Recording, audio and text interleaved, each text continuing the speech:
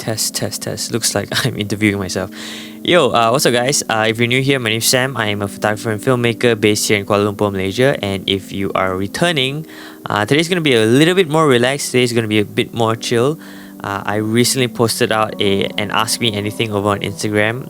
If you are interested in camera gear or photography in general, you can follow me right here. But yeah, so I just wanted to do I've never really done a Q&A on video before, so I thought it might be fun to just try it out. So I asked you guys for a bunch of questions, and today we're just gonna answer them. Yeah, so let's go. The first one is, I dare you to shoot a client's wedding on 35mm film. Would you do it? Lol. Yeah, definitely. If there are any couples that are interested in exploring the imperfections of film, that's something that I'm always up to, especially when we're talking about weddings, when it's a little bit more creative. You can have your own spin on things. I definitely would shoot film, but at the same time, I would obviously, the couple, as we discussed, is like, okay, we're going to be shooting film.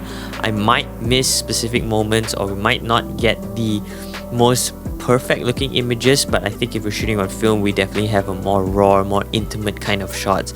But I would definitely still be shooting digital at the same time. I just think that it's, as much as you want to be creative, you got to make a bit of sense when you're shooting, or you got to, if somebody's hiring you to shoot a wedding, they want to see the images like 10 years down the road. It's not just for art, it's for memories. And I think I would shoot digital and film. But if as any couple, if you're watching this, you want to shoot film, please, by all means. Whoa, why is my hair? My hair's really bad today. But what I would do is I would shoot with. So I probably shoot with this. This is the EOS R. It takes film, but it's a bit more reliable than, for example, an AE1, where because this has autofocus, this takes EF glass, which is really good. If you want to see a video of how to choose your first film camera, I've linked it down in the description below if you're interested in checking that out. So the next question is the most suitable budget camera for videos. In my opinion, I think the most suitable budget camera for right now, is still the Canon M50. It is a great photography camera, it's a great video camera. I think the most important thing is a very affordable package. It's cheaper than, I think, the 200D Mark II, which would be my second choice. Unless, of course, you can go second hand with an 80D or even a 70D. But if you're looking for something brand new right now, I would still suggest the M50 because it's such a great price point. It has a really nice flip out screen. It has really good dual pixel autofocus. It's everything that's reliable, and I think that's more important than the specs when you're starting out. Or if you're looking for like just a budget video, because as much, it shoots 4K, but it's heavily cropped, so I wouldn't really shoot in 4K, but 1080 is really good, and for the most part you really only need 1080 for a lot of your projects. So I think the M50 is really a great option. Will I be doing more vlogs in the future? I guess you can consider this a vlog, sort of, maybe more. I am enjoying the POV street photography. It's kind of a trend right now, and I'm jumping on the trend.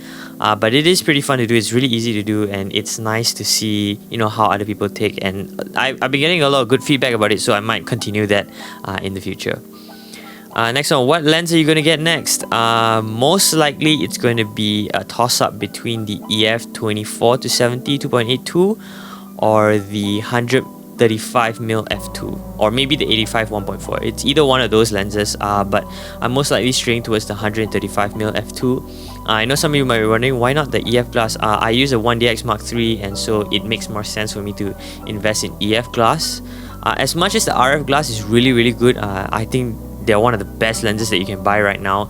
It's just financially, it makes more sense for me to invest in EF because I can use it both on my R and on my 1DX. Best portrait lens. I get this question a lot, and I might be doing a separate video about it. But I don't think that there is a best portrait lens. I think it really depends on the kind of styles that you shoot, or the kind of style that you shoot, because it's very dependent on the image that you're trying to create. A 24 1.4 could be a great portrait lens. A 35 1.4 could be a great portrait lens. A 50 1.4, a 70 200, even a 400mm 2.8 could be a fantastic lens for portrait. So it's not really the best lens, and I think you shouldn't be looking at it that way. You should be looking at, okay, I want to create a certain kind of image. What lens should I get that fits that look? However, if I would have to say something, I think if you're starting out and you're buying your first lens, if you're on a budget, something like 50mm 1.8, I think the cheapest lens that you can buy, that's great.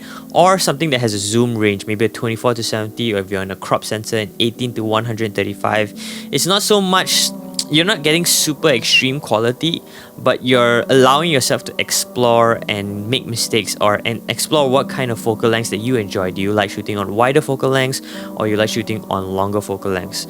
I know it's a bit of a cliche thing to say, but there really is no best lens. But I will want to say, for my personal pick, if there was a best lens, it would be the 35 1.42. Favorite mic. My favorite mic is this. This is the Rode Wireless Go. It's actually connected. Right now we're connected like this. We're connected to this Rode Reporter. I love this. It's absolutely fantastic. It's so small. The transmitter itself has an inbuilt microphone, and you can just hide it just about everywhere. It's probably one of the most versatile wireless mics that I've ever used. In fact, it's my favorite mic, hands down, because of the versatility and the quality that you can get out of it. I might do a review about it if you guys are interested in that, so let me know as well. Hello, can I have free cam? No. So, any tips for young photographers? Oh wow, this is a very difficult question. There are a lot of things that I can discuss, and probably that will warrant its own separate video. But if I were to give one advice, it would depend on whether you're looking to find work as a photographer or just grow as a photographer. But I'm going to assuming it's more of like if you're planning to grow as a photographer. If I had one advice, I would say is copy as much as you can from the people around you, but don't copy for too long.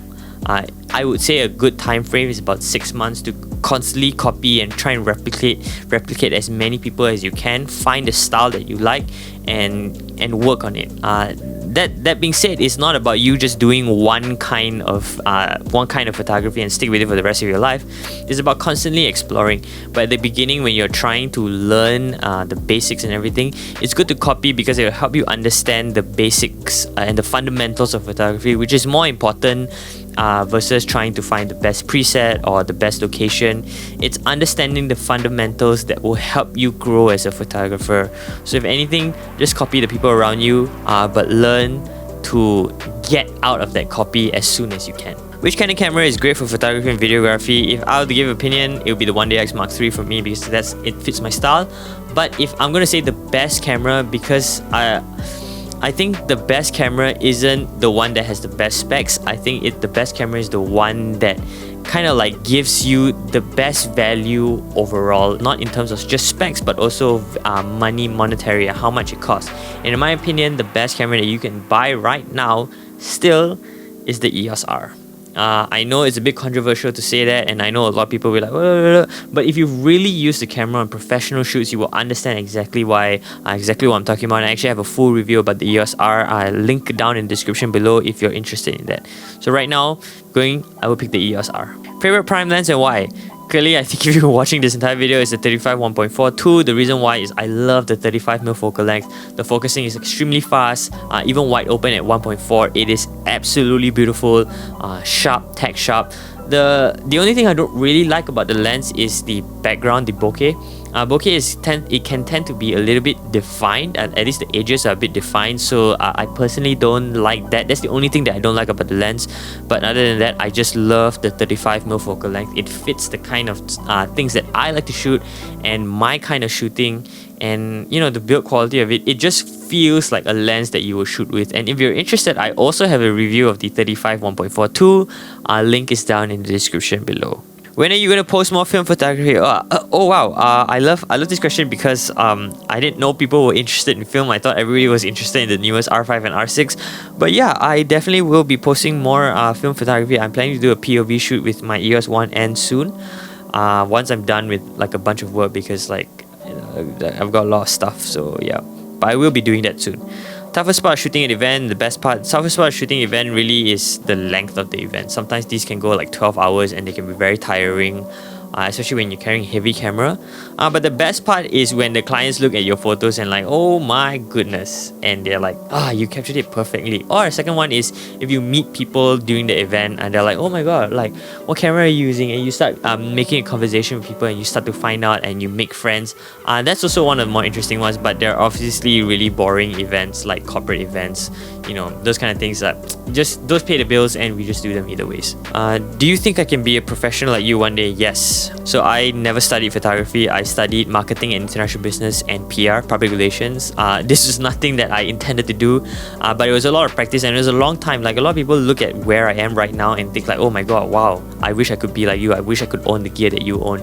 But frankly speaking, I've been shooting for like 13 over years already, 12 to 13 years, and it was a long time of practice, of learning and saving up to get the equipment that I have today. So yes, definitely, if I can do it, I'm not really talented in any way. I had to work hard for it. So if I can do it, you can do it as well. What's your editing workflow like? Tutorial, please. Love the natural colors in your images. I could do that. Yeah. But just a real tip is getting your colors as nice as possible in camera first. I think the problem right now with Instagram is that it has developed this style where you can shoot whatever image that you want and then you will correct the colors in post. And I think that's a very bad way of looking at it, because what happens is results in colors that are very, very unnatural, and that's very common in the photography Instagram scene right now. But something that I personally don't like. If it's something that you like, all power to you, but something that I don't like, and the way I do it is make sure that colors look great. That means that when you're looking for light or you're looking for certain scenes in the shots, you're making sure that you are looking for colors that already exist versus trying to put them in there. If the background is not red, don't add red inside. That's how you make your shots look natural. And I think it's minimal editing. I do tweak quite a bit with the vibrance, but I'll definitely will do a tutorial about how I edit my images in Lightroom. Wow, that's actually a lot of videos to do. But yeah, I'll definitely do that. Boleh tak ajar cara nak tangkap gambar cantik? So that's BM for like, can you teach how to take beautiful photos? Yeah, sure, I could definitely do another video about that. It's a little bit hard because it would be what kind of photography to talk about. I do a lot of street photography and portraiture and events, so I guess if that's something that you're interested, just let me know and I can share with you my tips.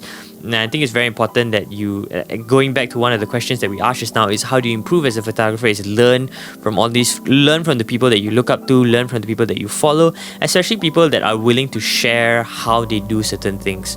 Learn from them, ask them questions, try and emulate them. I think copy is sort of like not the correct term, but it is the only term I can think of.